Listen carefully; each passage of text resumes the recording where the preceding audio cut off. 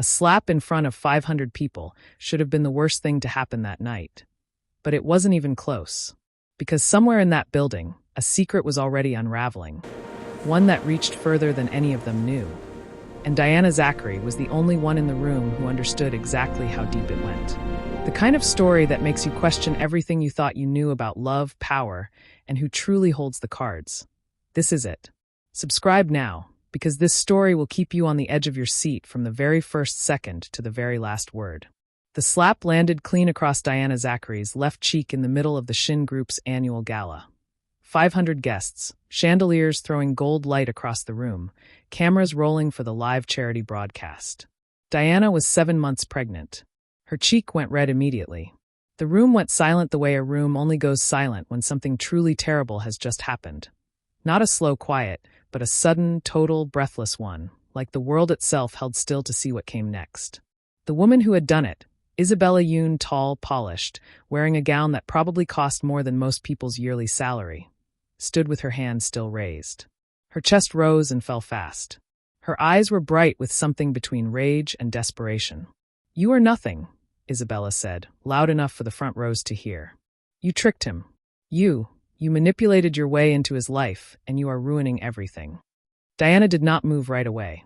She looked at Isabella the way a person looks at a storm through a window, calm, observant, not afraid. One hand rested on the curve of her belly. The other hung at her side. Then, very slowly, Diana Zachary smiled. It was not a kind smile. It was not a mean one either. It was the smile of a woman who had already decided exactly what she was going to do next, and was simply giving herself one last second to enjoy the silence before she did it. "Are you finished?" Diana said. Her voice was even, clear. It carried across the room without her raising it even slightly. Isabella blinked. That was not the response she had expected. "Because," Diana continued, turning just slightly so that the cameras and the 500 guests could see her face, "I would like the room to see exactly who just struck a pregnant woman on live television." The gasp that moved through the crowd was almost musical. Isabella's face changed. The fire in it sputtered. She looked around, really looked for the first time, and saw the phones raised, the cameras angled, the journalists near the back already tapping notes into their devices. She had not thought about the cameras. Diana had. "Security," said a voice, low, controlled, and utterly cold, from the edge of the room. Everyone turned. Jae-won Shin stood at the top of the 3 steps that led from the rear entrance of the ballroom, still wearing his coat, which told the room he had only just arrived. His face was unreadable in the way that very powerful men train their faces to be, not blank exactly, but sealed. Like a door you could knock on all day and never open from the outside.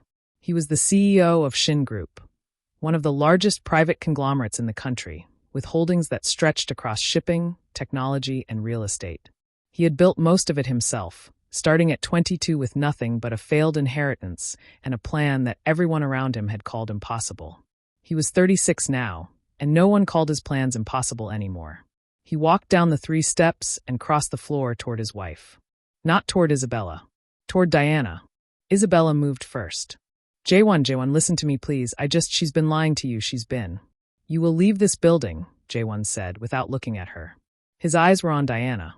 His voice was quiet enough that only the people closest heard it, but the security team was already moving, 2 of them appearing beside Isabella like they had been waiting for exactly this signal. "Jae-won, now!" Isabella looked at Diana one more time. Her expression had collapsed into something raw and frightened and, underneath all of it, heartbroken. Whatever she had hoped for tonight, this was not it. She let the security team walk her out. Jae-won reached Diana. He looked at her face, the redness on her cheek, the steadiness in her eyes, and something shifted in his expression. Just a fraction. Just enough. "Are you all right?" he asked. "We need to talk," Diana said quietly. "But not here." He nodded once. He offered her his arm. She took it, and together, they walked out of the ballroom, leaving 500 people staring after them, a dozen cameras still rolling, and an entire room full of questions that nobody had answers to yet. What the crowd did not know, what almost nobody knew, was that 3 weeks ago, Diana Zachary had found a document inside her husband's home office that she was not supposed to find. It was not addressed to her. It was not about the baby. It was not even, on the surface, about anything that should have changed the shape of her world. But it had. because the document was a contract, dated 8 months ago, 6 weeks before Jae-won had proposed to Diana, and it bore 2 signatures at the bottom. Jae-won Shin and Isabella Yoon. Diana had stood in that office for a long time, reading the pages slowly, making sure she understood every word before she let herself feel anything about them. It was a merger agreement, or it was dressed like one. In legal language, it outlined a partnership between Shin Group and Yoon Industries, Isabella's family's company, that would be formalized and made permanent upon the marriage of Jae-won Shin and Isabella Yoon. The marriage had never happened, but the contract existed, and it had a clause at the bottom, small print, the kind that lawyers bury at the end when they want to make sure it technically counts, that said if the merger was not completed within the agreed timeline, Shin Group would owe Yoon Industries a debt. Not money, not shares. Access. Access to a specific shipping route that Shin Group controlled. The only deep-water route on the eastern side of the country that could handle the kind of cargo Yoon Industries needed to grow. If Jae-won did not marry Isabella by a date that was now 7 weeks away, Yoon Industries could claim that route.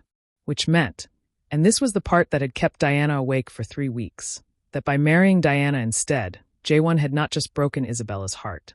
He had potentially handed his company's most valuable asset to a family that had every reason to use it against him. Diana had not told him she found it. She had put it back exactly where it was. She had spent 3 weeks watching him, watching the company news, watching Isabella's movements from a careful distance. She had asked questions she already knew the answers to, just to see what he would say, just to figure out whether the man she had married knew what was coming, or whether he was walking toward it blind. She still was not sure. And that uncertainty, more than the slap, more than the cameras, more than the crowd, was the thing Diana Zachary was most afraid of. They did not argue that night. They sat in the back seat of the car on the way home, Diana with her hands in her lap, Jae-won with his phone face down on the seat between them. And they were quiet in the particular way that 2 people are quiet when they are both thinking about the same thing and neither of them wants to be the one who says it first. Their house was outside the city. It was not large by the standards of people in Jae-won's world, but it was real in a way that mattered to Diana. A garden in the back that she had planted herself, a kitchen that smelled like the spice rack she had brought from home, a hallway lined with photographs that she and Jae-won had chosen together. She had believed in this place. She still did. That was the complicated part. Jae-won poured water. He set a glass in front of her. He sat down across from her at the kitchen table.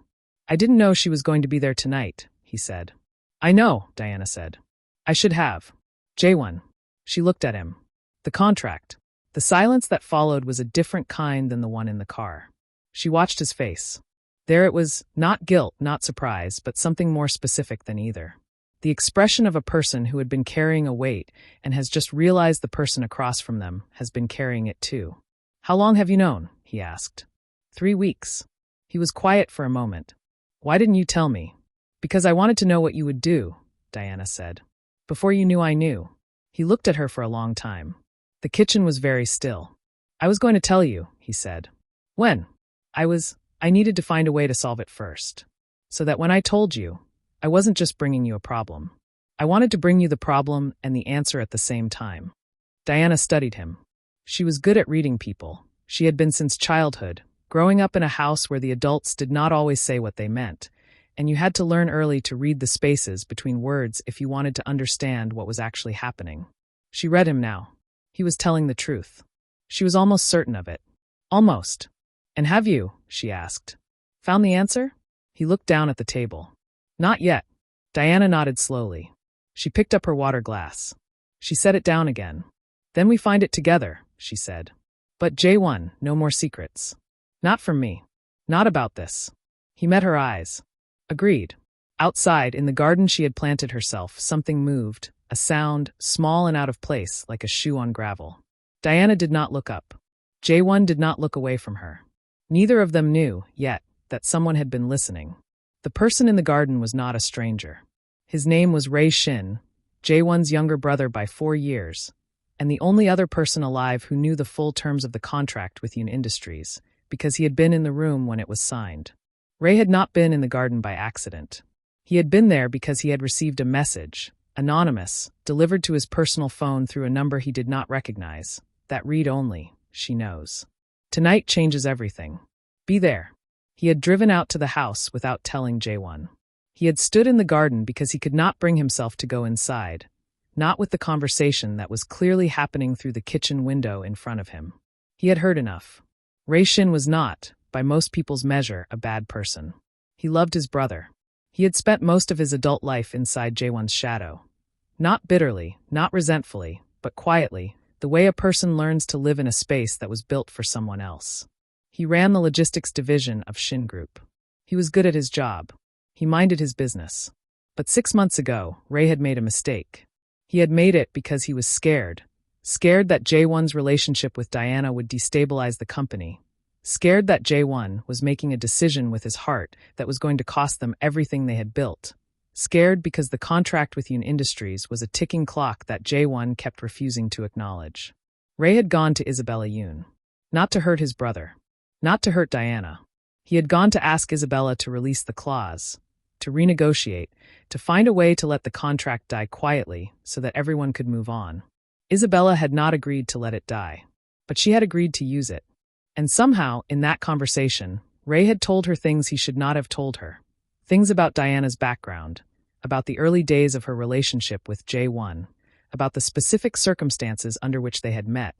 And Isabella had filed those things away like a person collecting ammunition, and Ray had only understood what he had done several weeks later, when it was too late to undo it. The slap tonight was partially his fault. He knew it. He had known it from the second he saw it happening on the live stream before he drove to the house. Standing in the garden now, hearing Diana say no more secrets, Ray felt something cold move through him. He had to decide. Tonight, either he walked inside and told his brother everything, or he stayed quiet and waited to see what Isabella did next, and hoped that whatever it was, it could be contained. He chose the door. The expression on Jaewon's face when Ray walked into the kitchen was not anger. It was worse than anger. It was the specific look that older siblings, where when a younger one has done something that the older one cannot fully comprehend yet, and is still in the process of understanding the scale of it. Diana sat very still. Ray talked for 40 minutes. He did not stop, did not stall, did not qualify. He laid everything down, the visit to Isabella, the things he had shared, the anonymous message tonight, all of it. When he finished, the kitchen was so quiet that the hum of the refrigerator felt loud. Jaewon stood and walked to the window. She knows about the route, he said. It was not a question. Yes. She knows our internal timeline for the renewal. Yes. And she knows, he stopped. Turned. What exactly did you tell her about Diana? Ray swallowed. That you met her at the Port Andres shipping conference. That she was there as an interpreter. That the relationship moved fast, faster than. I told her that Diana had no background in business, and that some of the board members were already uncomfortable with the match.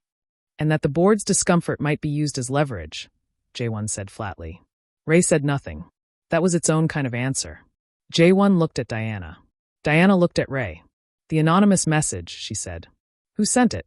I don't know. Was the number a local one? No. International code. But I couldn't trace it further than that.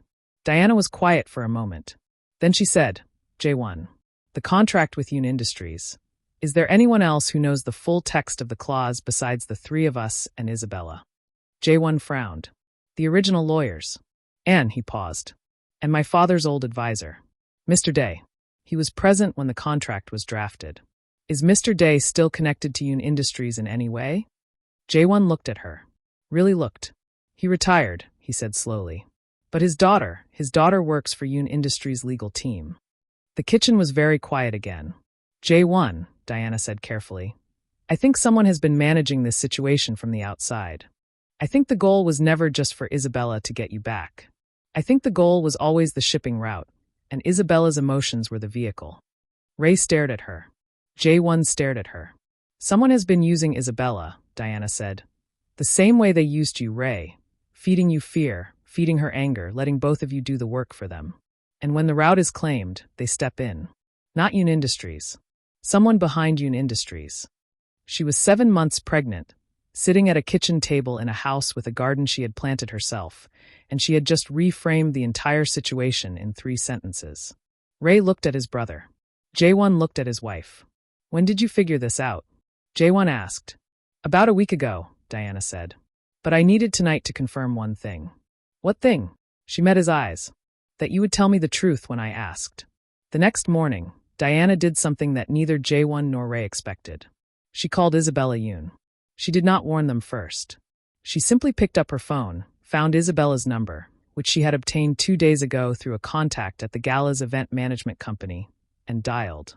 Isabella picked up on the third ring. There was a long pause when she heard Diana's voice. "Why are you calling me?" Isabella said. Her voice was guarded, and underneath the guardedness, something fragile. "Because I think you are being used," Diana said. "And I think on some level, you already know it. And I think that if you let the people behind you keep using you, you are going to lose a great deal more than you already have." Another long pause. "You don't know anything about my situation," Isabella said. "I know that the clause in the contract was not written by your family's legal team," Diana said. "I know the language in that clause was inserted by an outside party. I had it analyzed by an independent contracts lawyer 2 days ago. The phrasing is different from the rest of the document. Someone added it after the original signing." Silence. "I know," Diana continued, "that if that clause is executed and the shipping route transfers to Yoon Industries, your family will not control it for long. Because the debt structure your company currently carries means that whoever holds the route will effectively hold Yoon Industries. And I don't think that person is your father." The silence on the other end of the phone stretched so long that Diana almost thought the call had dropped. Then Isabella said very quietly, "Who is it?" "I don't know yet," Diana said. "But I think you might. And I think," she paused, choosing her next words carefully, "I think you are smart enough to understand that the only way either of us gets through this is if we stop fighting each other and start looking in the same direction." A very long pause. "You have every reason to hate me," Isabella said. It came out smaller than anything she had said at the gala. "I don't hate you," Diana said. And she meant it. "I just need to know whose side you're actually on." Isabella Yoon came to the house 2 days later. She stood at the front door in plain clothes. No gown, no jewelry, no armor. And she looked nothing like the woman who had stood in the ballroom with her hand raised. She looked like someone who had not slept. She looked like someone who had been thinking very hard about a very difficult thing for 48 hours, and had finally arrived at a decision she was not entirely at peace with. Diana opened the door.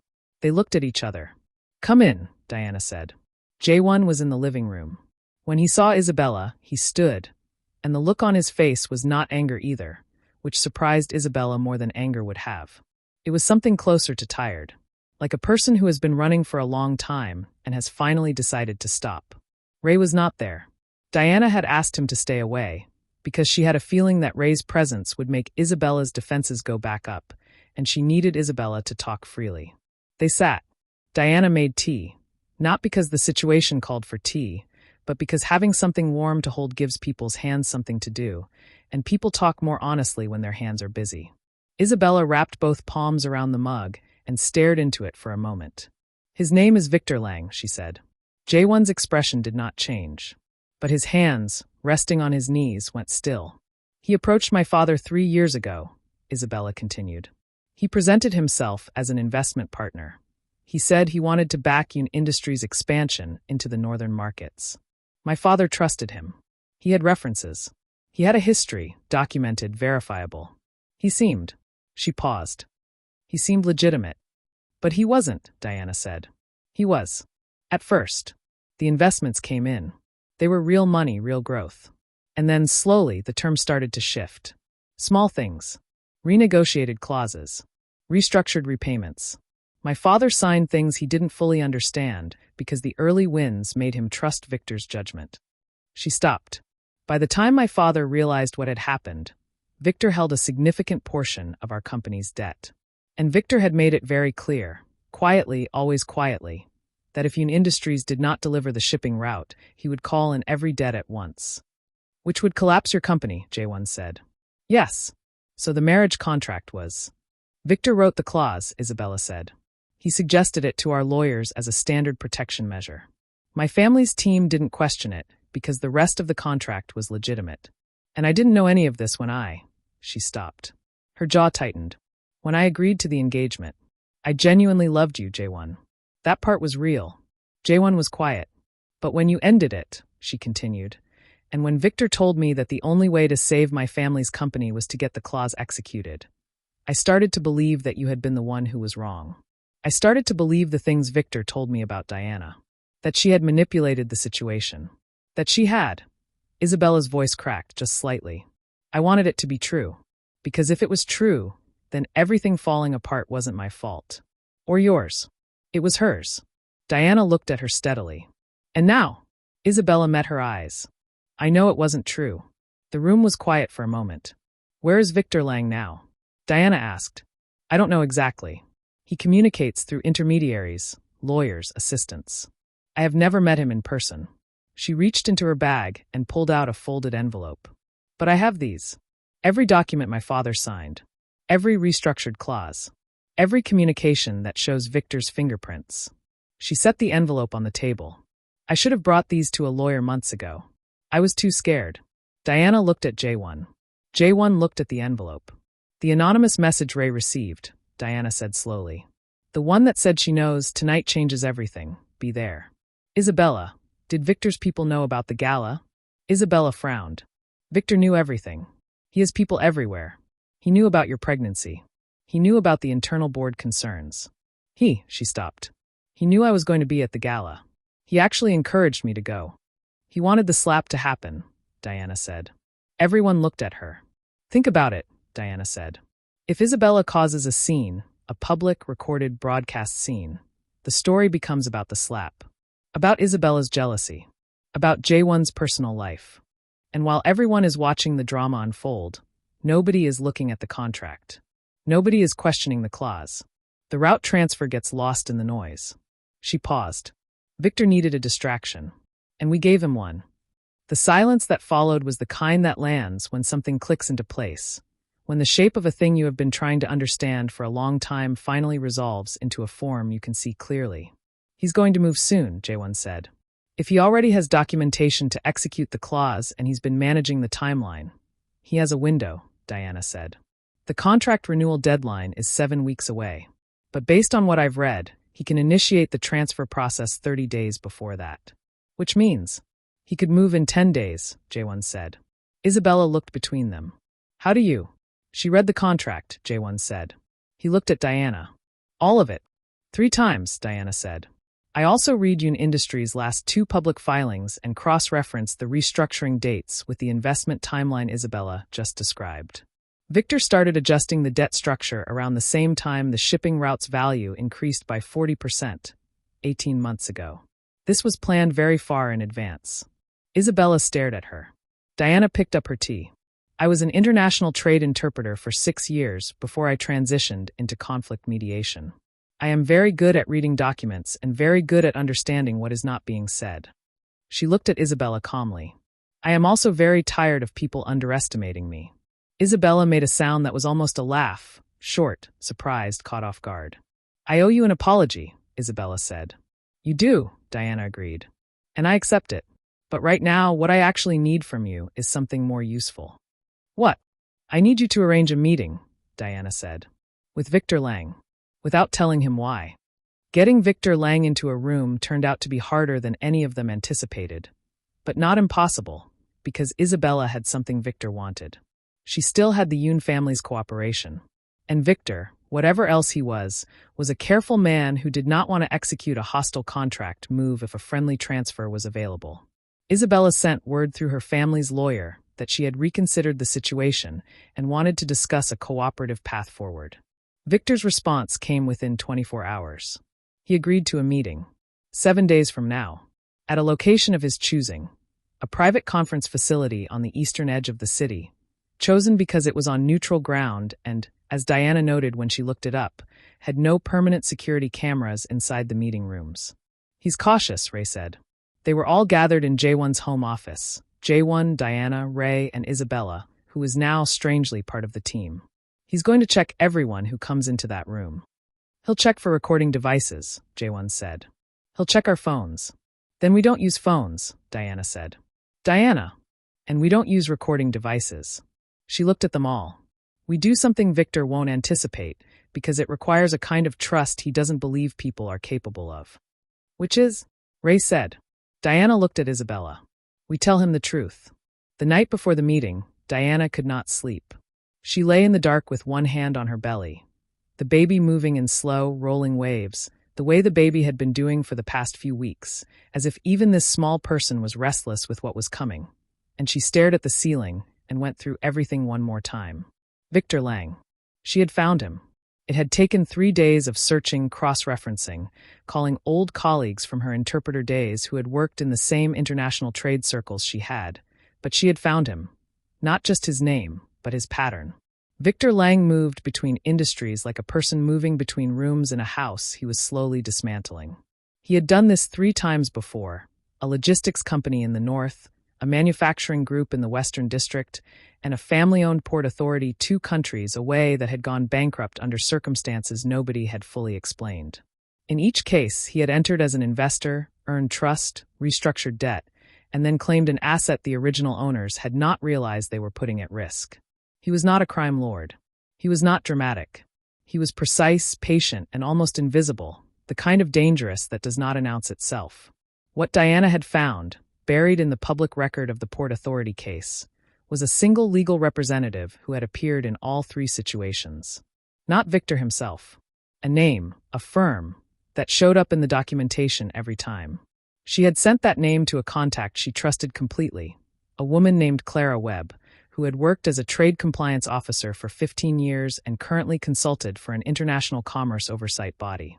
Clara had responded in 4 hours with a message that said, "I know this firm. You need to hear what I found before that meeting. Call me." Diana had called. What Clara told her had changed the shape of the plan entirely. J1 found her in the kitchen at 3 a.m., sitting with her tablet, a legal pad, and a glass of water. He sat down across from her. He did not say anything. He waited. "The firm that represents Victor," Diana said, "is currently under a sealed investigation. Has been for 14 months. The investigators are building a case. They have documentation from the Port Authority situation, and they need one more piece. A direct link between Victor and the debt restructuring. A document that shows he designed the clause himself." J1 was very still.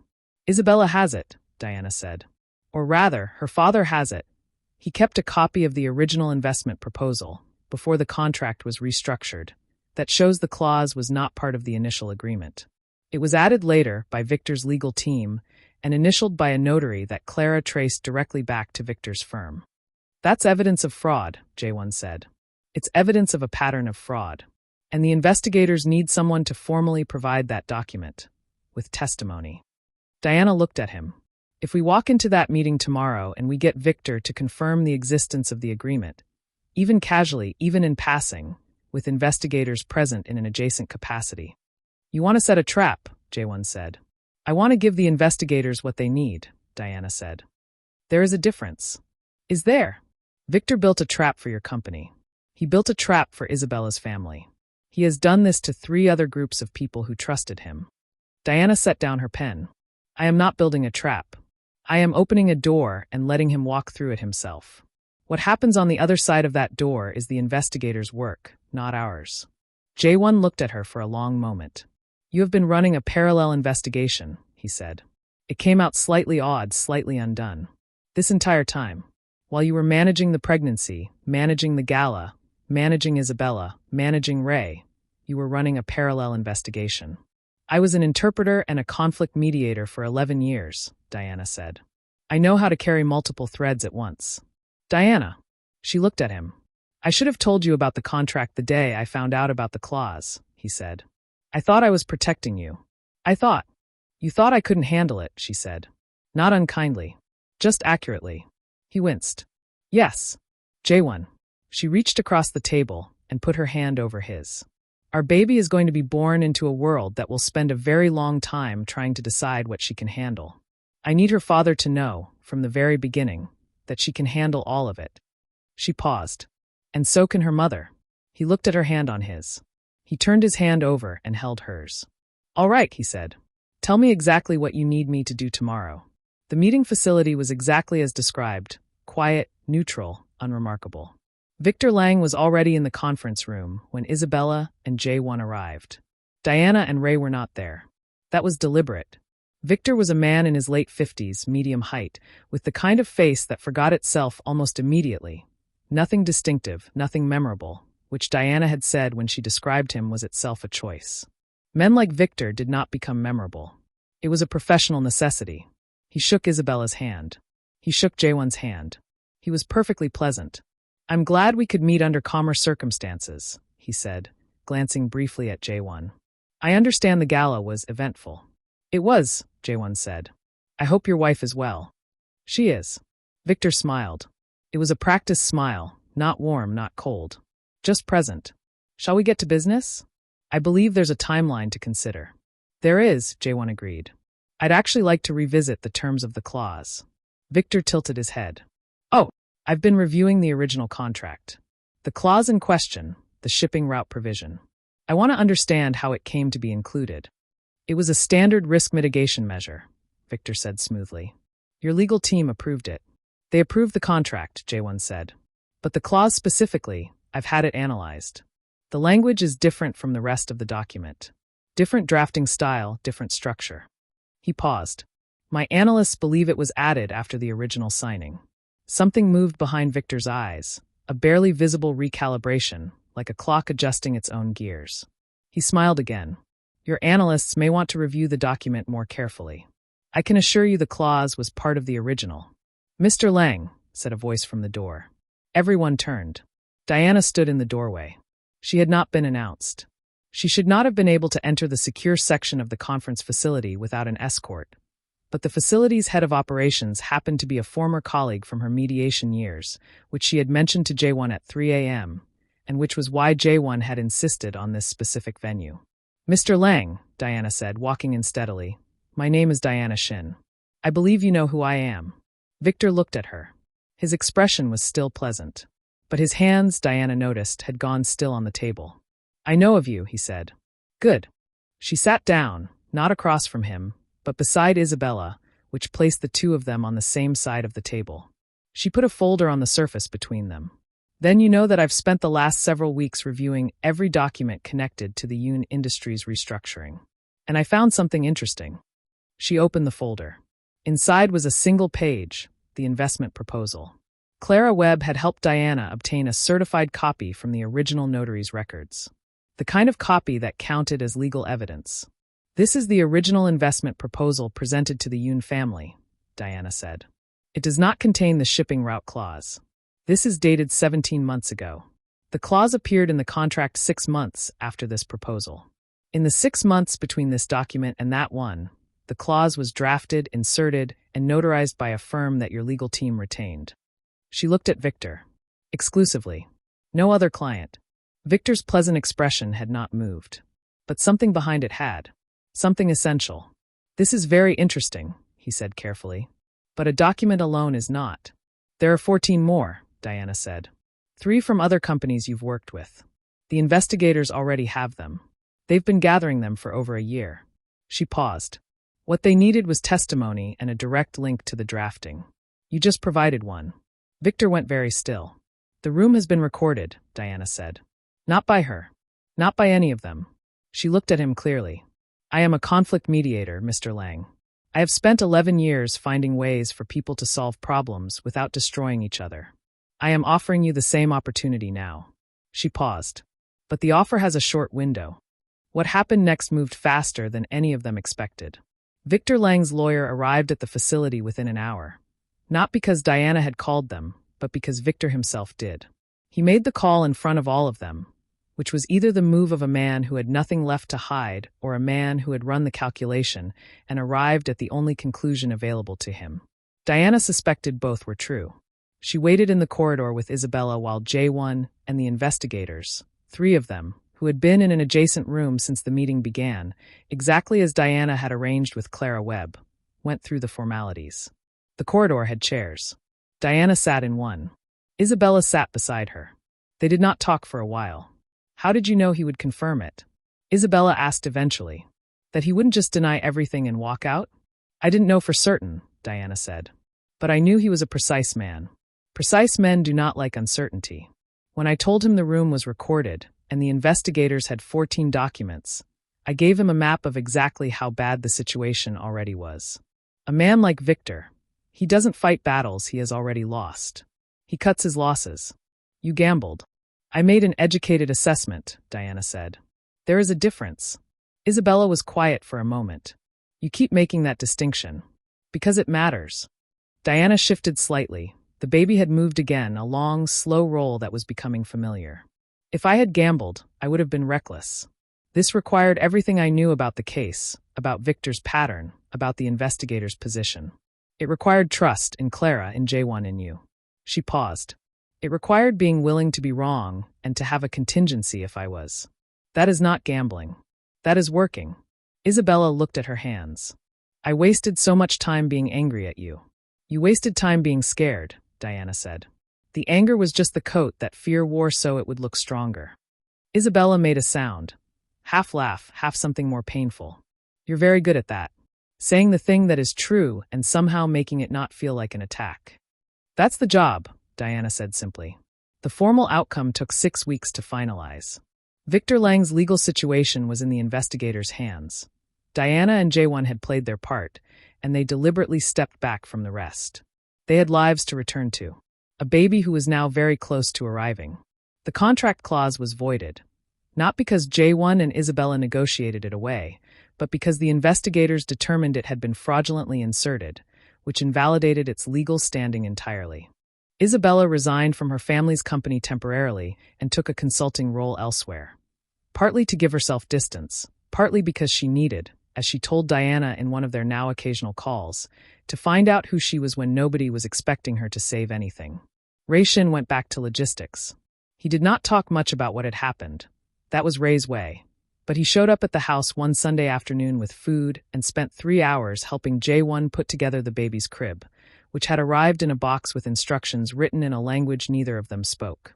Diana sat in the rocking chair they had put in the nursery corner of the bedroom and watched them struggle with the crib and did not offer to help, even though she had already read the instruction manual and knew exactly what they were doing wrong, because sometimes, you let people work through something at their own pace. The baby arrived on a Tuesday. Her name was Erin, a name Diana had chosen because it was clean and light and belonged to nobody's expectations, and J1 had agreed immediately when she said it, the way he had agreed to most things since the night in the kitchen when they had decided, together, not to carry things alone. She was born in the morning while it was raining, a soft, steady rain, the kind that doesn't demand attention, that just arrives and settles and stays.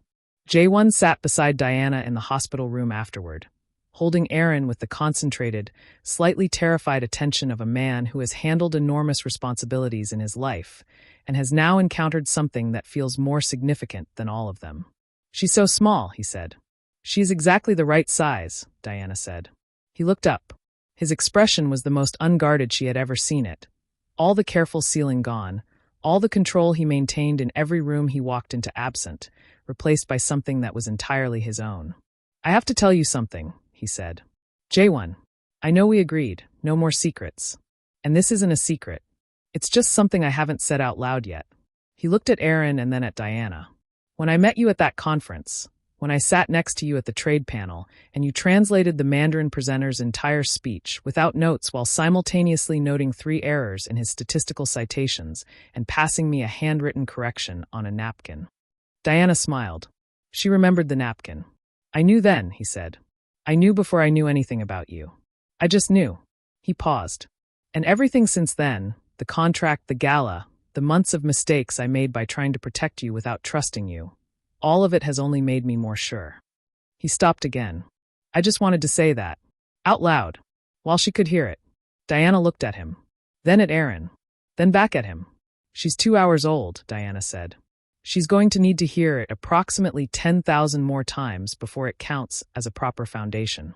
J1 laughed, a real one, surprised out of him. And in the hospital room with the rain still going outside and their daughter 2 hours into the world, something that had been very tightly wound for a very long time came finally, quietly loose. 3 months later, a package arrived at the house. It came through the regular mail, no return address, but a postmark from a city 3 countries away that Diana recognized as one of the locations Victor Lang had operated in before he was named in the investigation. Inside the package was a single sheet of paper. On it, in very small handwriting, were 11 names. Diana stood in the hallway and read them. She read them twice. Then she went to the home office, where J1 was on a call with the Shin Group board. She waited until he finished. She held out the sheet. He read it.